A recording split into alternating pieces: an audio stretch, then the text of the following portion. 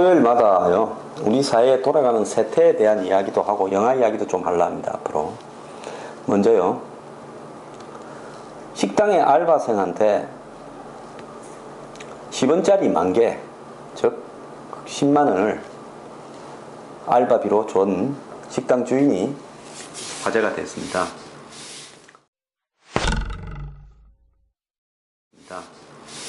원래는 아는 사이였대요. 친했다고도 합니다.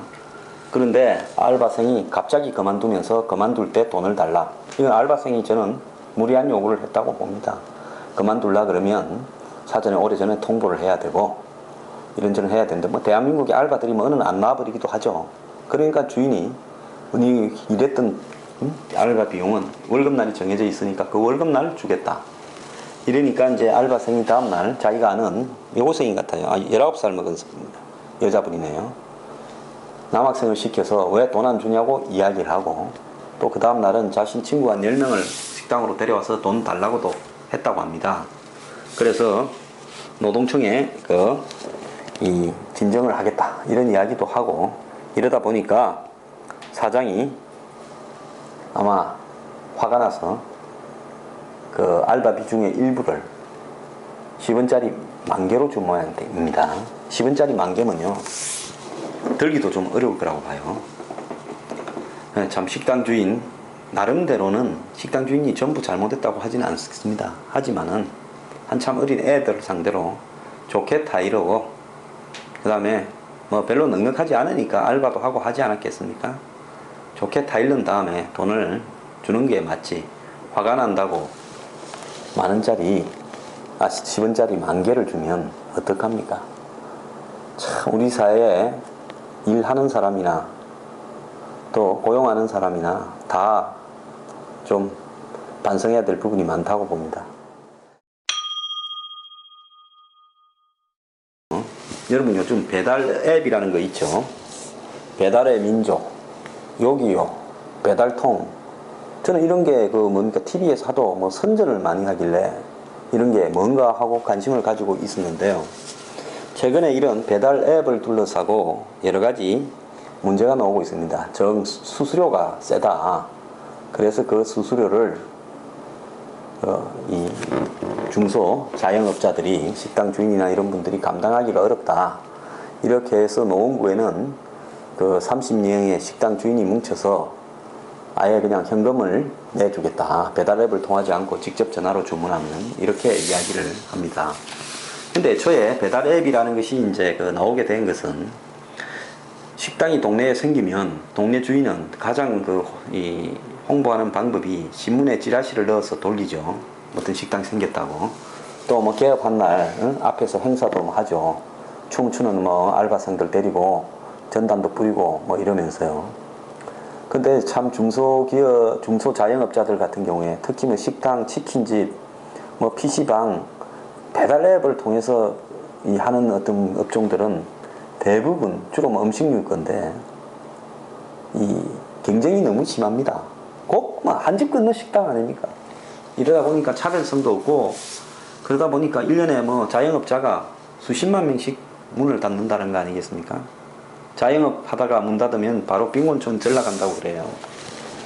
그러다 보니까 이런 광고 제작 비용이나 또 광고 비용, 찌라시 비용 이런 것들을 절약하기 위해서 배달 앱이라는 게 생겨서, 이제 그 배달 앱에 들어가면 동네에서 가장 가까운 자기가 원하는 뭐 치킨집이면 치킨집, 식당이면 짜장면이면 짜장면, 한식이면 한식, 이렇게 돈가스집이면 돈가스집 나오지 않습니까? 그럼 찾아가지고 거기서 이제 직접 결제를 할 수도 있고, 아니면 예를 들어서 결제하지 않고 그냥 주문으로 이제 거기 식당 전화번호 전화를 걸어서 배달앱에서 찾아서 식당에 전화 걸어서 이제 식당에서 배달해 주기도 하는데요.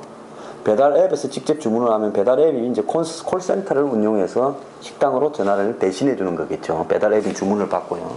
결제도 거기서 한다고 보는데, 근데 이런 어떤 배달앱의 지금 수수료가 6.6%부터 17.6%까지 세다는 겁니다. 그러니까 이 매출에 이 정도를 떼줘야 되니까요. 많게는 예를 들어서 176만원어치 팔면 그 중에 17만 6천 원을 떼줘야 된다는 겁니다. 영세업자로서는 굉장히 큰 비용이죠. 그래서 또 이렇게 했을 때 효과가 배달앱을 한다고 매출이 확실하게 늘어났느냐, 그런 부분도 또 좀 불명확합니다. 근데 배달앱 회사는 월 정액제로 해가지고 광고를 자기 배달앱에 상단에 올려주면 뭐 3만원, 5만원, 한 7만원씩 이렇게 받는 모양이에요. 그걸 하거나 안 그러면 수수료를 떼거나 두 개 중에 이제 선택을 하라, 이렇게 하는데, 그 수수료가 아까 제가 말씀드린 대로 만만치 않습니다. 1위 하는 업체가 13%, 2위 하는 업체가 16%, 3위 하는 업체가 11% 이렇게 뗀대요. 그러니까 누적되니까 그게 상당히 많아지니까, 처음에는 배달앱에 자신들의 매출을 늘려줄 거라고 좋아하던 식당 주인들이나 치킨집 주인분들이 나중에 이게 목돈으로 떨어져 나가는 걸 보고 좀 쇼킹을 받았을 겁니다. 쇼크를요. 그러니까 이분들이 이제 배달앱을 통해서 주문하는 통닭에는 마리수가 좀 작고 병아리 좀 중병아리고, 배달앱을 하지 않고 직접 하면 다간말이고 이렇게 온다든지, 뭐 안 그러면 뭐 이 짜장면 한 5그릇 이상 시키면 저기 뭐 군만두가 이렇게 서비스로 왔지 않습니까? 군만두 서비스를 뺀다든지, 뭐 이런 어떤 부분으로 이 양이나 질, 또 끼워주기 상품 이런 것이 없어지는, 배달앱을 통해서 주문하는 식당 주인들이 그런다는 거예요. 주인들 입장을 들어보면 저걸 통해 가지고 매출이 조금 늘어났는데 떼주는 게 너무 많고, 이제 와가지고는 글로 연결돼서 또 안 하면 매출이 확 줄어들 것 같고 코가 끼어서 어쩔 수 없이 끌려간다, 이런 어떤 불만들이 가득 차 있습니다. 이러다 보니까 이제 소비자들 같은 경우에는 동네에 뭐 그 하려면 전단지 찾아야 되고, 보통 보면 뭐 냉장고 앞에 짜장면집, 냉장고 앞에 뭐 온갖 음식을 다 하는 식당, 이런 거 보고 전화 걸어서 주문을 하죠.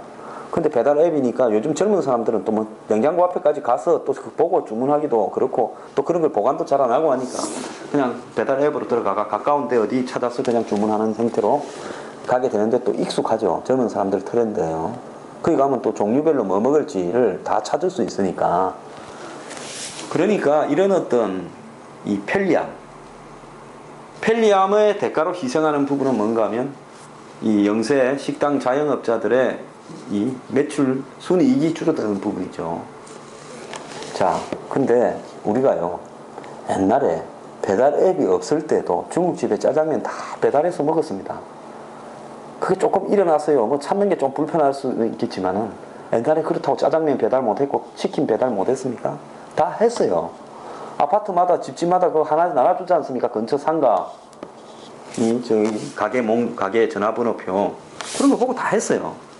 근데 이제 새로운 전혀 상상하지도 못한 그 어플리케이션으로 이용한 이 식당 주인과 이 소비자하고의 중간에 들어선 어플리케이션이 편의를 갖다가 조금 더 봐주면서 식당 주인에게는 광고 효과와 어쨌든 전화번호를 쉽게 접촉할 수 있는 그런 효과를 낳아주면서, 또 소비자에게는 쉽게 주문할 수 있는 걸 봐주면서 결국은 매출의 상당한 부분을 가져간다. 제가 봤을 때 식당 주인이 15% 안팎 떼주면요, 남는 거 없습니다. 대한민국의 식당 중에서 100만원 이하, 200만원 이하 버는 식당들이 제가 볼 때 70%, 80%일 겁니다.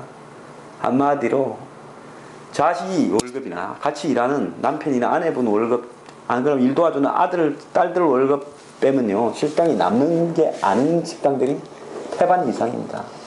이런 식당의 중간에 들어서서 배달 앱이라고 하면서 신종으로 예를 들어서 수익을 창출하는 것, 기술의 발전이 이런 데까지 적용되는 것이 옳은 것인가? 차라리 아날로그 시대에 내 돈 주고 전화 걸어서 주문시키고 또 식당 주인은 돈을 직접 받고 이런 것이 더 나은 게 아닌가, 이런 생각이 듭니다. 요즘 보니까 카카오 택시도 생겼더라고요. 이제 택시 타는데도 택시 기사와 그 다음 택시 타려고 하는 손님 사이에도 또 앱이 끼어듭니다. 자, 이제는 인터넷 은행까지도 곧 나온답니다.